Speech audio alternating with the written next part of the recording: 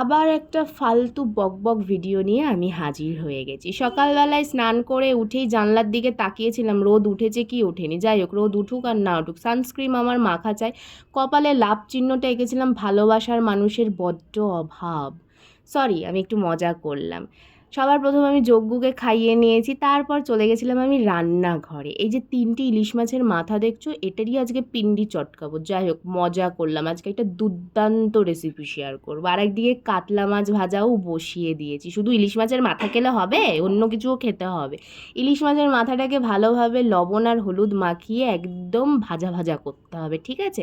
এই ভাজাটা বসিয়ে দিয়ে আমি চলে গেছিলাম বিটের রস বানাতে। তার কারণ এটা না খেলে আমি না মানে পাগলের মতন হয়ে যায়। আচ্ছা, ফোড়নের জন্য লাগবে হচ্ছে মৌরি, মেথি আর রাঁধুনি আর আদা।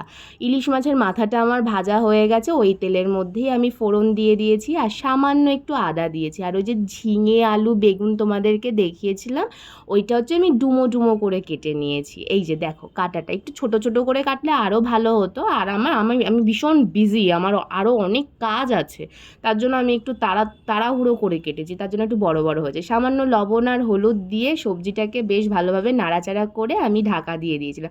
গ্যাসটা স্টিমে রাখতে হবে। যখনই দেখবে এরকম জল বেরিয়ে এসছে, মানে মজে এসেছে তরকারিটা, তখনই এরকম ইলিশ মাছের মাথাটা এরকম ভেঙে নেবে। আমার যে কার ওপর রাগ হয়েছিল, তার জন্য আমি ইলিশ মাছের মাথার ওপর রাগটা দেখিয়েছি।